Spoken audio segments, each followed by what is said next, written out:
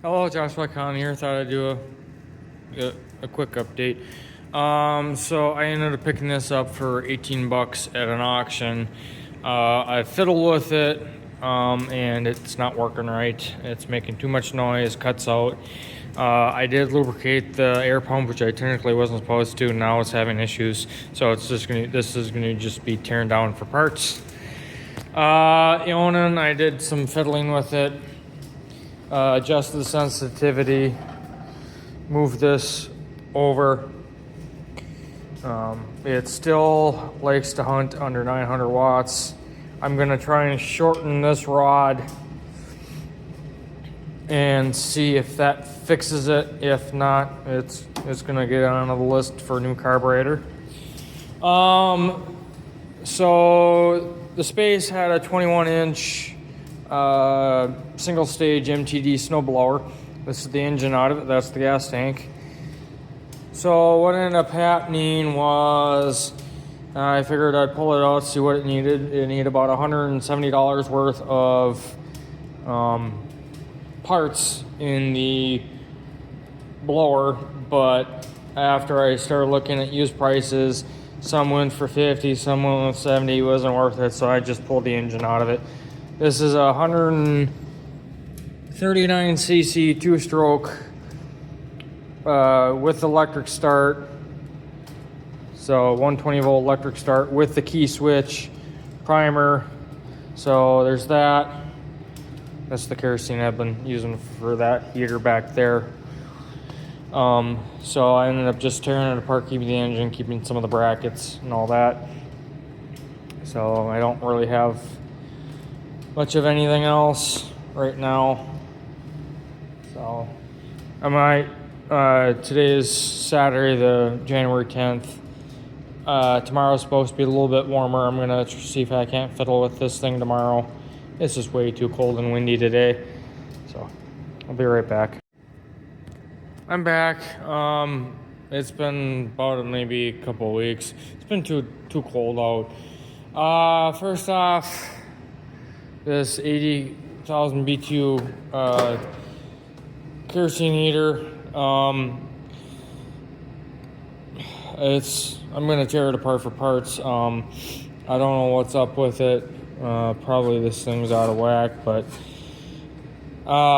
this thing likes to scream against the housing. The air pump, I accidentally lubricated it. Shouldn't have. Oh well.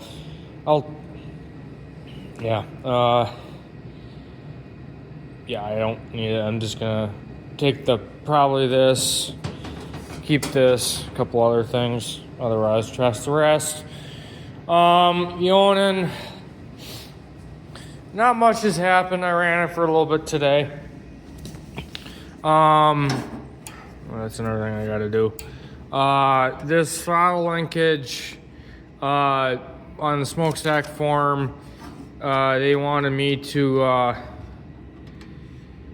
check the length of this, because when this thing is sitting off, this arm should be not trying to pull this back. So it was out of whack, so I adjusted that.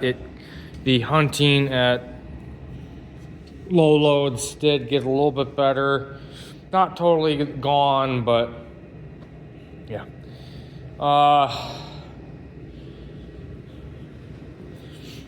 This is sort of for experiment. I'm going to try. One nice thing is here at Makerspace we have an isolation transformer to see if I can basically see if this thing will charge a battery with about 15 to 16 volts going into it. I did check my Craftsman at idle. That thing produces from anywhere from 19 and a half to 20 volts at idle, 38 volts at full RPM. So this inverter was used to drain this battery using this 150 watt ceramic heat lamp. So there's that. These two free pumps I got, they're basically trash. This one needs a complete new housing that you cannot get. This one I could possibly fix.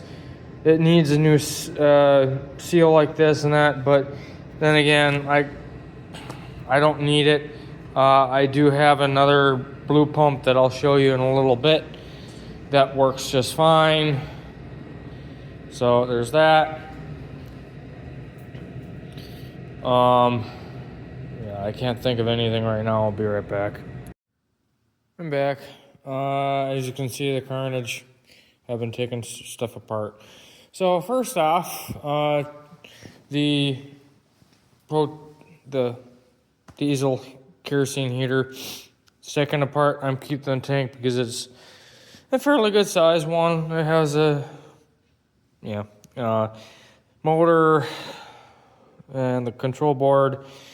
I'm keeping the burn chamber. You never know what I might figure out what to do with it, or I might not. Second off was 2 shallow well water pumps. This Everbilt one apparently needed a new seal, but I was thinking, oh, I'll save it and I'll change it into something else. No, these pumps are normally not meant to run for a long time. This Flowtech, on the other hand, it's a half horse. Yeah, probably, but again, it needed a new that, and plus the shaft was just bare, and I would have to find a way to retrofit it. So one interesting thing about both of these is, of course, they normally have a normal pressure switch. I actually ripped one of them apart, but the Everbilt had,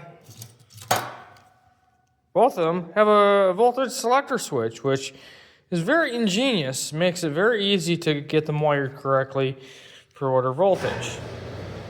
Sorry, air compressor kicked in. Where the Flowtech had this switch. The Flowtech also had this bimetallic switch, and this is the centrifugal switch that this is the little flyweight governor on.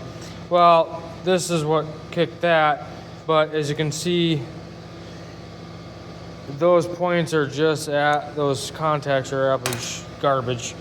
So this is the pressure switch off the Flowtech, and I figured out how they work.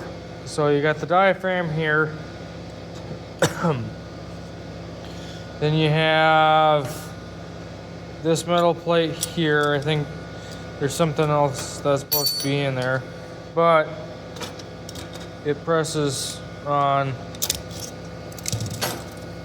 right in the center, and that's what activates the contacts. Probably pretty similar on the Everbilt, but they're both garbage anyways. They're long past their prime. The only thing too different is the Flowtech had a thread-on impeller, where the Everbilt had a nut and bolt. Another thing is, this the one kick capacitor out of the Everbilt. Looks decent. Where I just pulled on the terminal to basically pull the terminals off. Yeah, the thing pulled apart, so that capacitor is no good. Otherwise, I'm about done here tonight. I was gonna futz with the voltage regulator, but I'm not even bother to tonight. Maybe tomorrow. Yeah. Be right back. I'm back. I didn't quite get any video of the last part of the stuff I want to get done this week, but I did get all of it done. First off, I ended up did torque my my lug nuts down. I should have done that about 200 miles ago. Oh well, no biggie. Maybe not 200 miles ago. Honestly, I don't know. Things have just been a blur. For second off, right here, this green cart, I put new tires on, and I also put a new handle on. And the blue pump that you see on it is the pump that I was talking about early in the video. Kelvin's right there. So the plan for that pump that I've kind of figured out in the last like couple weeks is eventually I'm going to get a 4 kilowatt steam generator meant for a steam bath. And eventually that is going to be my new wallpaper steamer for running my model steam engines out of the show. Because all I got to do is supply water via the pump to that. I don't have to worry about basically having to have batch fills. I have a continuously on-demand supply of steam. Don't mind, I'm kind of getting over some crud. It's going all over. So just be in mind of that. So what plan is I'll have to find probably a 50-gallon water tank at the water pump. Next plan is to use the turkey baster, turkey fryer, and have a water bath and preheat the water to, I would say, 150, 180 degrees Fahrenheit. I know I could probably get away with a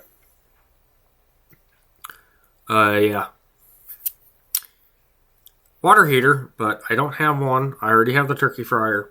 And I figured, you know what? That's probably the best way to preheat the water. Use the turkey fryer. Use that water as a water bath. People think, oh, why do it that way? Well, for one, the water pump is going to probably be supplying about 60 pounds of water pressure. I don't want the water to boil in the pipe. So the pipe is going to come from out of the pump, go spiral down and up, spiral down, spiral up inside the big turkey fryer vat. It's going to come out of there, go directly into the wallpaper steamer. Because I talked to Vever about this, is one of the things is the pressure inconsistency primarily from the water input. I don't know how well the intake water valve is going to handle that warm water. I might do it 100 degrees, 120. I haven't quite figured that out. So, yeah, I'm definitely going to be using a wallpaper or steam generator meant for a steam bath in a non-typical application, and I'm going to void the warranty as soon as I hook it up. Which I'm going to probably do in the next year or so, maybe 2. One nice thing is my car will be paid off come October, so that'll be helpful. But I still got plenty of other stuff I need to get done before I can even consider that. So that's kind of what's going on in my life. I know it's been more than 2 months, but it's been so cold here that I really haven't been outside. I'm playing Captain Industry. I think Motor Town Behind the Wheel. But if you would like to see those types of videos, just let me know. I have no problem putting them on my channel. I'm more on the technical side, small engines, mechanical things, stuff like that. But with it being cold out, I can't really do much outside. I don't like the cold. So another thing, just pardon me, is due to Motor Town Behind the Wheel, I also did play a little bit of Euro Truck Simulator 2. It's been a long time since I've played that, because I actually finally got a gaming controller. Just this white cord USB-C, this USB-C cord I've had. I'm actually using that instead of the cord that they brought, because that cord is way too long. So I've actually enjoyed playing Motor Town Behind the Wheel with the game controller, even though I think I don't know if it's on the long hauls. I I sometimes have a tendency to fall asleep, but that's what autopilot's for. So there's that. In this corner, you probably won't. I'll actually just show you. So, a long time ago, my dad gave me this Sound Freak model SFQ-004. This is now my main speaker for my laptop. I just pair it Bluetooth because the speakers in this, yeah, they sound alright, but they sound a little teeny, or there's not a lot of depth to it. Where this actually has a booster that you expand out the back, and it works well. I just normally just leave it plugged in. Yeah.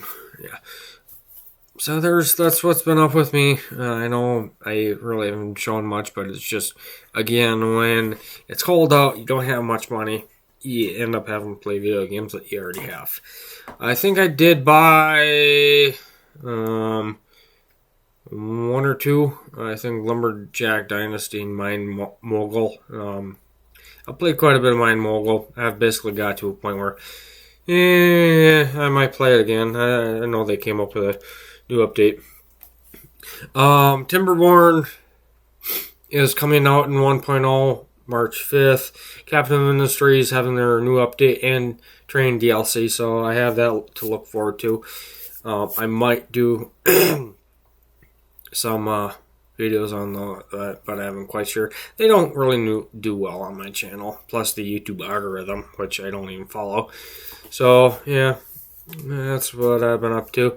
I also did update this screen up here from a old 15-year-old 24-inch LCD TV to a 32-inch computer monitor. So I went with a Samsung. It was on sale. So there's that too.